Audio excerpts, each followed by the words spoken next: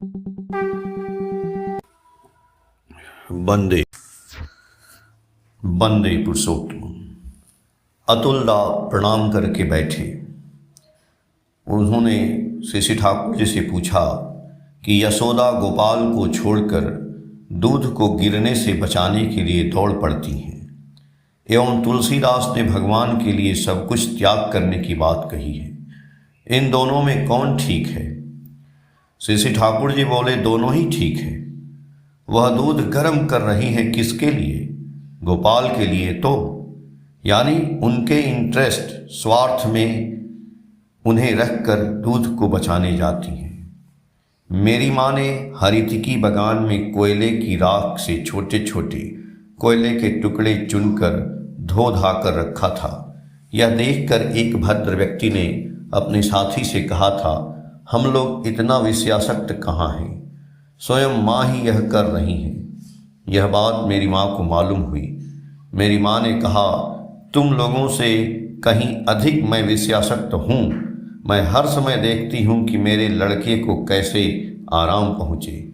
जिस प्रकार माँ अपनी संतान का स्वार्थ देखती है, यदि भक्त उसी प्रकार इष्ट का स्वार्थ देखता है तो उससे भला ही होगा। यह तो एक दिशा की बात ठहरी। त्याग नहीं रहने पर मनुष्य पकड़ भी नहीं सकता है, यह भी ठीक है। आप सरकारी नौकरी करते हैं, इससे यदि कहीं अच्छा सुयोग मिल जाता है और आप जाना चाहते हैं तो पहले वाली नौकरी छोड़नी ही होगी। सबसे बड़ी बात है पकड़ना। यदि बड़ी चीज को पाने के लिए मनुष्य बहुत कुछ छोड़ देता है तो उसके लिए उसे कोई दुख नहीं रहता है, चाहे मनुष्य लाखों कामना वासना के पीछे क्यों न दौड़े, उसमें उसे शांति नहीं मिल सकती है। अंत में तब वह इष्ट को पाकर उनसे प्रेम करना सीखता है तो इष्ट स्वार्थ प्रतिष्ठा की कामना के सिवा और कोई दूसरी कामना पर ध्यान नहीं देता है। उसमें ही उसे शांति मिलती है। अपने नाना तरह की इच्छाओं को चरितार्थ करना एवं इष्ट स्वार्थ प्रतिष्ठा में अनन्य मना और अनन्य कर्मा होना, ये दोनों एक साथ नहीं चलता है। जिन्हें वह इष्ट स्वार्थ प्रतिष्ठा का परिपूरक बना सकता है उन्हें वह रख सकता है। दूसरी चीज़ों को उसे अपेक्षा करना होगा या उन्हें नियंत्रण करना होगा, अन्यथा वे अनर्थ के कारण बन जाएंगे। सिर्फ त्याग की बातें करने पर मनुष्य हतभम्ब और दिशिहारा हो पड़ता है, शून्य जैसा बोध करता है। इसीलिए मैं इष्टार्थी नियंत्रण और विनियोग की बातें करता हूँ। इसमें मनुष्य प्रायः बहुत कम ही नैराश्य से पीड़ित होता है। वास्तविक अनुराग सहित चलने से मनुष्य का एक अंतर्भेदी अंतर्दृष्टि है और तीव्र सक्रिय अंतरास पैदा करता है। निगेटिव के जैसा चलने पर उल्टा ही परिणाम होता है। क्या गीता में है चिकीर्षलोक संग्रहम? प्रफुल्लदा बोले, सक्ता कर्मण्य विद्वांसे यदा कुर्वन्ति भारत कुर्यात विद्वांसतस्थात् शक्त चिकीर्षलोक संग्रहम। श्री ठाकुर जी बोले, इसका क्या अर्थ है? प्रफुल्लदा बोले, कर्म फल के प्रति आसक्ता ज्ञानी व्यक्ति जिस प्रकार काम करते हैं, लोक संग्रह के इच्छुक ज्ञानियों को भी उसी तरह काम करना चाहिए। श्री ठाकुर जी बोले, याजन और इष्ट प्रतिष्ठा का जो अर्थ समझता हूँ, लोक संग्रह का भी अर्थ वही लगाता हूँ। लोक संग्रह का अर्थ है इष्टार्थ लोक संग्रह। इसमें अपना भी कल्याण है और साथ ही साथ परिपार्श्विक का कल्याण है, यानी दोनों का कल्याण है। जो इस काम को करने के लिए तैयार रहेगा वह करेगा, जो छोड़ना चाहेगा वह छोड़ेगा। कहीं बुरे अभ्यास को छोड़ना नहीं पड़ेगा। इस भय से जो छोड़ना चाहता है वह बेवकूफ़ है। उन्हें पकड़ने के लिए सब कुछ को छोड़ना ही वैराग्य है। अनुराग होने पर उसके जो कुछ भी प्रतिकूल होगा उसके प्रति विराग उत्पन्न होता है।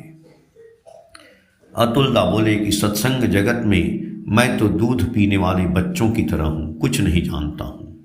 श्री ठाकुर जी बोले, दूध पीने वाले बच्चे नहीं हैं, बल्कि जीवन में आपने जो कुछ किया है वह काम में ही आएगा। यदि अच्छी तरह चलें तो बहुत कुछ कर सकते हैं। लिवरपूल में जो कुछ भी हुआ उससे भी अधिक होगा। परम पिता के काम में गरजते हुए सिंह की तरह खड़े हूँ। अतुलदा बोले, डॉक्टर मित्र ने मुझसे कहा था आप एक बहुत योग्य व्यक्ति हैं। सुयोग मिलने पर और भी बहुत कुछ कर सकते थे। श्री ठाकुर जी बोले, आप शायद मेंट फॉर दूसरी चीज के लिए निर्दिष्ट हैं, राजा के लड़के हैं, वैसा काम नहीं मिलता तो आप बैठे ही रहते। इसके बाद श्री ठाकुर उठ गए, सबों ने विदा ली। करीब 11 बजे से श्री ठाकुर मातृ मंदिर के पीछे आश्रम प्रांगण में एक हाथ वाले बेंच पर बैठे हैं। निकट में अनेक व्यक्ति हैं। सरद्दा ने बातें करते हुए कहा, देश में आज नाना दल हैं, नाना मत हैं। अधिकांश व्यक्ति ही धर्म इष्ट कृष्टि का अनुसरण करते हुए नहीं चलते हैं। बहुत कम ही ऐसे व्यक्ति विधानसभा में चुने जाते हैं जिन्हें धर्म इष्ट कृष्ट के प्रति अनुराग है। वे क्या कर सकते हैं या उनके रहने से ही क्या हो सकता है। श्री ठाकुर जी बोले, स्वयं ठीक नहीं होने पर कोई लाभ नहीं है, स्वयं ठीक बने तो बहुत लाभ है। एक इष्टप्राण व्यक्ति सैकड़ों लोगों को इष्टप्राणता में उद्बुद्ध कर सकता है। धर्म को केंद्र कर आज एक विराट संहति होनी चाहिए। संहति नहीं होने पर शक्ति नहीं हो सकती है। यदि 7 व्यक्ति विच्छिन्न रहते हैं तो उनसे काम नहीं हो सकता है। इसीलिए एक आदर्श में ऐक्यबद्ध होना चाहिए। उसमें व्यष्टि समष्टि दोनों ही जगते हैं। जहाँ जो भी हो, इस पथ में काम नहीं होने पर काम नहीं होगा। जो प्रवृत्ति लालसा लेकर चलता है वह चाहे जितना ही भी लोक कल्याण के विषय में क्यों न कहे, दरअसल वह लोक कल्याण नहीं कर सकता है। धर्म इष्ट कृष्ट ऐतिह्य के आधार पर ही कोई किसी का भला कर सकता है। मनुष्य को इसी दिशा में नियंत्रण करना होगा। जनप्रियता के लिए जो मनुष्य को नियंत्रण नहीं करता है, उनके इच्छापूर्ण आचरण के सामने वश्यता स्वीकार करने पर क्षति के सिवा कोई लाभ नहीं होता है। इसीलिए प्रधान काम है सत्ता पोषणी संकल्प सहित मनुष्य को एजुकेटेड और इंटीग्रेटेड, शिक्षित और संगत करना। संध्या में श्री ठाकुर मातृ मंदिर के बरामदे पर बैठे हैं। निकट में अनेक व्यक्ति बैठे हैं। अतुलदा की ओर लक्ष्य करते हुए श्री ठाकुर ने कहा, यदि मुझ में क्षमता रहती तो देश के सभी विख्यात ज्ञानी गुणी वैज्ञानिकों को यहाँ ले आता, उन लोगों को यहाँ जुटाकर एक यूनिवर्सिटी स्थापित करता। यहाँ जो लेबोरेटरी है उसके लिए मुझे यदि 5 व्यक्ति भी मिलते एवं केमिकल वर्क्स में यदि 3 व्यक्ति भी रहते तो यहाँ बहुत काम हो सकता था।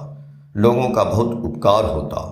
मेरे मस्तिष्क में जितनी बातें आती रहती हैं उन्हें परख कर देखने का सुयोग मुझे नहीं मिला। विभिन्न ढंग के लोगों की आवश्यकता है। 300 स्नातक की आवश्यकता है, यानी स्वाभाविक ढंग एक निष्ठ हों तो जो इसके लिए आजीवन परिश्रम करते रहें, दुख कष्ट में विचलित नहीं हो, मान यश का कोई महत्व ही नहीं दे। इसके अलावा इन लोगों के ऊपर यदि मुझे 4 या 5 चालक मिलें और ये मिलकर सारे भारतवर्ष में याचन करें एवं आवश्यकता महसूस कर बाहर देशों में जाएं तो अभी भी बहुत कुछ हो सकता है। केष्टोदा बोले, नलिनीदा, आप इलेक्शन निर्वाचन में खड़े हो रहे हैं। नलिनीदा बोले कि ठाकुर जो कहेंगे वही करूँगा। श्री ठाकुर जी बोले, क्या मैं कहूँ, किस भाषा में कहूँ? मैं तो लंगड़े की भांति तुम्हें पकड़कर मनुष्य के बीच जाना चाहता हूँ। यह अच्छी तरह जान लो कि परिवेश की यदि भलाई न करो तो स्वयं अच्छे नहीं रह सकते हो। कुछ देर के बाद प्रसन्न चित्त से अतुलदा की ओर देखते हुए बोले, यदि मैं अतुल होता, ढाका में बैठे बैठे जो कुछ लगता सभी को जुटा सकता था। ऐसा झोंक होना चाहिए। कुशांकुर पैर में लग जाने पर चाणक्य ने क्षुब्ध होकर सारे कुश को उखाड़ फेंका। सत्काम में इस तरह जिद्दी होकर लगना चाहिए, क्षुद्र स्वार्थ छोड़ देनी चाहिए। कहते हुए गाने लगे, तुम्ही ढाक दिए छो कौन सकाले, केवता जाने ना। गीत बंद कर व्याकुल स्वर में बोले, वह तो बुलाते हैं, अनेकों बार बुलाते हैं, आय आय आय। ऐसा मालूम पड़ रहा है मानो उनका स्वर रूंध गया है, हृदय में चोट है। क्षण भर में भाव परिवर्तन करते हुए रहस्य के स्वर में बोले, पर प्रवृत्ति कहती है, कहाँ जाओगे, आओ मेरे निकट आओ, ढाका की अमृति खिलाएंगे। श्री ठाकुर की बातें सुनकर सभी हंसने लगे। धर्म और शिक्षा के प्रसार के संबंध में बातें करते हुए श्री ठाकुर ने कहा, धर्म और शिक्षा के प्रसार के लिए प्रकृत ब्राह्मण की आवश्यकता है, जो निर्लोभी हो, निष्ठावान हो, आत्मबोध से सबकी सेवा में उत्सर्गीकृत प्राणा हो, नित्य तपस्या परायण, अक्लांत कर्मा, स्वभावयाजी और सतत उद्भावन प्रयासी हो। जिसकी उद्भावनी बुद्धि रहती है वह कैसे क्या कर बैठता है उसका कोई ठिकाना नहीं है। हर समय उसकी ऐसी दृष्टिभंगिमा रहती है कि किस प्रकार मनुष्य के स्वास्थ्य, जीवन, सुख, समृद्धि, ज्ञान, चरित्र को ऊपर उठाया जाए एवं इनमें जो बाधाएं आए उन्हें कैसे दूर की जाए। जो वस्तुतः शिक्षा के जनक हैं, दुनिया में जिन्होंने कुछ दिया है, उन्होंने बांस की फोंफी को टेस्ट ट्यूब बनाकर काम किया है। बांस की फोंफी या मिट्टी की हाड़ी से बराबर काम नहीं लिया जाता है। किस चीज़ के द्वारा क्या हो जाता है कुछ कहा नहीं जा सकता है, पर किसी चीज़ के अभाव में उनका काम बंद नहीं रहता है। जो कुछ सामने संभव रहता है उसके द्वारा ही वे काम बना लेते हैं। मनुष्य सोचता है यह तो जादू है। ऐसा लगता है मानो धूल एक क्षण में सोना बन गई हो। और सोचना क्या है, बुद्धि और आग्रह ये ऐसी चीज़ें हैं जिनके लिए असुविधा नहीं रह पाती हैं, यानी बाधाएं नहीं रह पाती हैं, बल्कि वे इस रास्ता को साफ कर देती हैं। यदि यह संकल्प लेकर अतुल विश्व विज्ञान का भार अपने सर पर ले लो तो यह बहुत कुछ कर सकता है। वह जब कहेगा मैंने भार ग्रहण किया तो भगवान भी उस क्षण कहेंगे भार दिया। अनुशीलन रहने पर उसकी विद्या इतनी विद्या पैदा करेगी कि इसकी कल्पना नहीं की जा सकती है। इतने बड़े बड़े विद्वान उसके सामने टिक नहीं सकेंगे, पर करने की जरूरत है। अतुलदा बोले, देखिए यदि मौका मिल जाए तो। श्री ठाकुर जी बोले, स्वयं मौका निकालने पर ही होता है। यदि हमारा वह ध्येय अक्षुण्ण रहे तो प्रकृति ही उस समय हमारी मदद करती है। लाभस्तेषां जस्यतेषां कुत्सतेषां पराजयः येषां हृदयस्थ इंद्रियः श्यामो जनार्दन। मैं तो कहता हूँ कि आप हर महीने जो बैठे थे वह अच्छा था, पर 300 रुपये की नौकरी के सामने आत्मसमर्पण कर अपनी जात ही गंवाया है। छत्र कुले जन्मतार थाके यदि तरवार, लवे राज निज भुजबले। भौतिक सकांति नहे नियंत्री विश्वेर, रही अंतराले तार शक्ति अध्यात्मिकी। सृजन पालन विश्व करेन नियत, पापाचारे कदाचारे संधुचित ये था। विधि रोष निह संदेह जानियो से थाए, निष्फल पुरस्कार दैव बलवान। अर्थात क्षत्रिय वंश में जिसका जन्म हो और उसके हाथ में यदि तलवार हो तो अपनी भुजा बल से राज्य लेगा ही। भौतिक शक्ति विश्व की नियंत्री नहीं है, उसकी आध्यात्मिक शक्ति उसके अंदर रहकर सृजन पालन बराबर करती रहती है। पापाचार और कदाचार जहाँ फैला हुआ है, विधाता का रोष निस्संदेह वहाँ है। वही पुरुषाकार निष्फल है, दैव वहाँ बलवान है। जीवन को जो दीप्त करता है, उसके संबंधनीय जितनी चीज़ें हैं उसे दैव कहा जाता है। जो पुरस्कार सपरिवेश में दीप्त बनाकर साधना में वृत्ति नहीं होता है, वह निष्फल और निरर्थक होता है। माहवारी नौकर बने रहने पर दीप्ति प्रस्फुटित नहीं होती है। जो दीप्ति रहती भी है तो वह मिट जाती है, इसलिए नौकरी करना बेवकूफ़ी है। अतुलदा बोले, नौकरी बिना किए क्या कोई रास्ता है? पैसे कहाँ मिलेंगे? पैसे नहीं रहेंगे तो संसार ही कैसे चलेगा, और अनुसंधान ही किस प्रकार कर सकूँगा? लेबोरेटरी कहाँ मिलेगी? श्री ठाकुर जी बोले, असहाय शिशु माँ की गोद में पड़ा रहता है। भगवान कहते हैं चाटोगे तो दूध मिलेगा। पेट में फूल दूध का संग्रह कर देता है। जो ही वह बाहर आएगा त्यों ही उसे करके पाना होगा। मुझे चाटने का काम करना है, नियंत्रण करने पर ही हम पा सकते हैं।